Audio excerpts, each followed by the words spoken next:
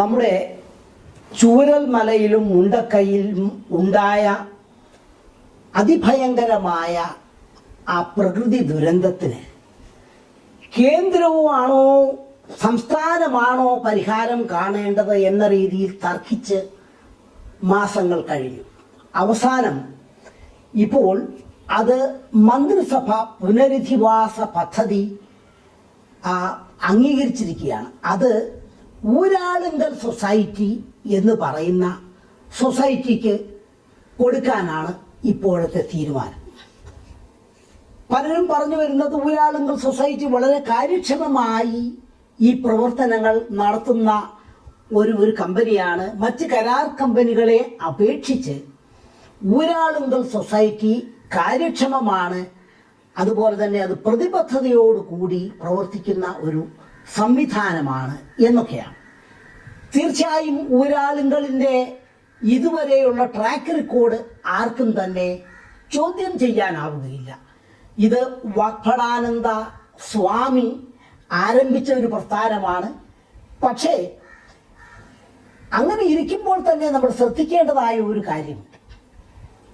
ഈ ഊരാളുങ്കൽ സൊസൈറ്റി ആണെന്നുണ്ടെങ്കിലും മറ്റേത് കരാറുകാരനാണെന്നുണ്ടെങ്കിലും അതിൽ കമ്മീഷനുകളും പലതരത്തിലുള്ള വെട്ടുമേനുകളും പോകുന്നുണ്ട് എന്നുള്ളത് പരസ്യമായ ഒരു രഹസ്യം മാത്രമാണ്. നമുക്കറിയാം, റോഡ് സൈഡുകളിലൊക്കെ ഒരു ചെറിയ ഒരു വെയിറ്റിംഗ് ഷെഡിലൊക്കെ എഴുതി വെച്ചിട്ടുള്ള തുക എസ്റ്റിമേറ്റ് 10 ലക്ഷം രൂപ, അത് കരാറുകാരന് അതല്ലെങ്കിൽ 15 ലക്ഷം രൂപ എന്നൊക്കെയാണ് അവിടെ എഴുതി വെച്ചിരിക്കുന്നത് ഈ പദ്ധതി പൂർത്തിയാക്കുന്നതിന് വേണ്ടി.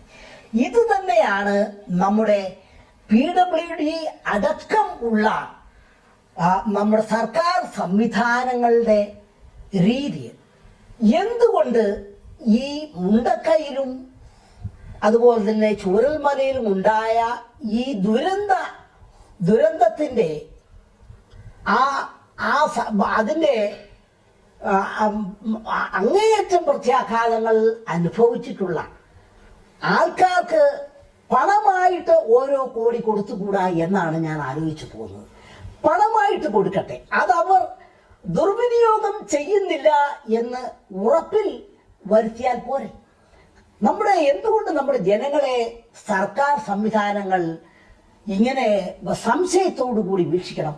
എന്തുകൊണ്ട് സാധാരണ ജനങ്ങൾക്ക് അവരുടെ ജീവിതത്തിന്റെ ഉടമസ്ഥത ഏറ്റെടുക്കാൻ അവരെ പ്രേരിപ്പിക്കുന്നില്ല?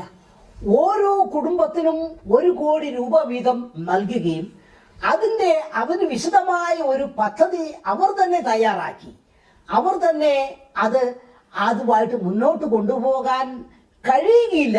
ഈ പണം കുടിച്ച് നശിപ്പിക്കുമെന്നോ അതല്ലെങ്കിൽ വേറെന്തെങ്കിലും സാമ്പത്തിക പ്രവർത്തനങ്ങളിൽ നഷ്ടപ്പെടുമെന്നോ ഉള്ള ഭീതി കൊണ്ടല്ല. ഇതൊക്കെ ഈ ഊരാളുങ്കൽ അതുപോലെ തന്നെ ഇവരുടെ ഏജൻസികളെയൊക്കെ ഏൽപ്പിച്ച് വലിയ പദ്ധതികളാക്കി മാറ്റുന്നത് എന്നാണ് ഞാൻ സംശയിക്കുന്നത്. ഇതിൻ്റെ അകത്തു നിന്നൊക്കെ ഒരുപക്ഷെ ഒരു 25% ഏറ്റവും ചുരുങ്ങിയത് വേണ്ടപ്പെട്ടവർക്ക് വേണ്ടിയിടത്ത് എത്തുമെന്നുള്ള കാര്യത്തിൽ യാതൊരു സംശയവുമില്ല. അപ്പോൾ നമ്മുടെ സാധാരണ ജനങ്ങളെ എന്നും സംശയത്തോടു കൂടി വീക്ഷിക്കുകയും അതിൽ നിന്ന് വെട്ടുമേനി ഉണ്ടാക്കുകയും ചെയ്യുക എന്നതാണ് നമ്മുടെ സമൂഹത്തിലെ ഒരു കാര്യം.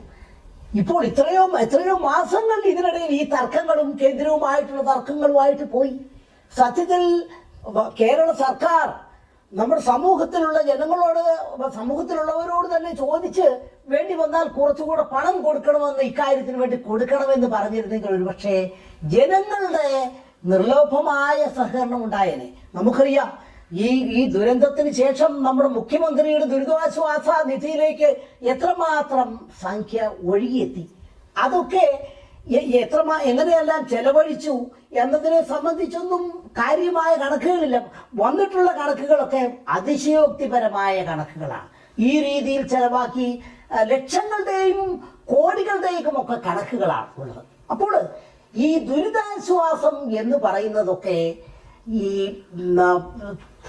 തീ കത്തുമ്പോൾ വാഴ വെട്ടുന്നത് പോലെയുള്ള ഈ വെട്ടുമേനികൾ ഉണ്ടാക്കുന്നതിന് അതിൽ നിന്ന് ലാഭം ഉണ്ടാക്കുന്നതിനും ഉള്ള അവസരങ്ങളായി നമ്മുടെ രാഷ്ട്രീയ അതല്ലെന്നുണ്ടെങ്കിൽ ഭരണ സംവിധാനങ്ങൾ ഉപയോഗിക്കുന്നുണ്ട് എന്നതിൻ്റെ കൂടെ ഉദാഹരണമാണ് ഇപ്പോൾ ഈ മാസങ്ങൾ കഴിഞ്ഞിട്ട് ഊരാളുങ്കൽ സൊസൈറ്റിയെ ഇത് ഏൽപ്പിച്ചിരിക്കുന്നത്.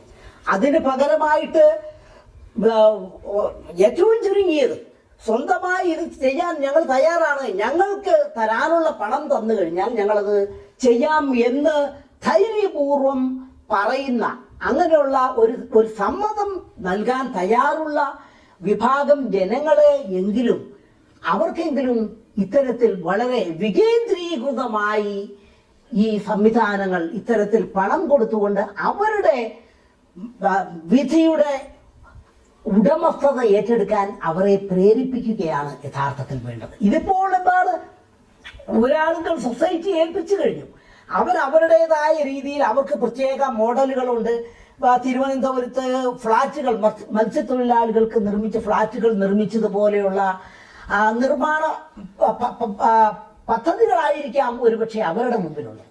അപ്പോൾ അവർ ചെയ്യാൻ പോകുന്നത് ഒരുപക്ഷെ ഇക്കാര്യത്തിൽ വളരെ കേന്ദ്രീകൃതമായ രീതിയിൽ ഒരു മോഡൽ ഉണ്ടാക്കി അത് ഈ ജനങ്ങളെ അടിച്ചേൽപ്പിക്കുകയാണ്. നമുക്കറിയാം, പല സ്ഥലങ്ങളിലും നമ്മുടെ ട്രൈബൽസ് ആദിവാസികൾക്കൊക്കെ വേണ്ടി വീടുകൾ ഉണ്ടാക്കി അവിടെ താമസിക്കാൻ പറ്റാതായി ഒഴിഞ്ഞു കിടക്കുന്ന, കാട് പിടിച്ച് നശിച്ചു പോകുന്നതായ അനുഭവങ്ങൾ നമ്മുടെ മുമ്പിലുണ്ട്.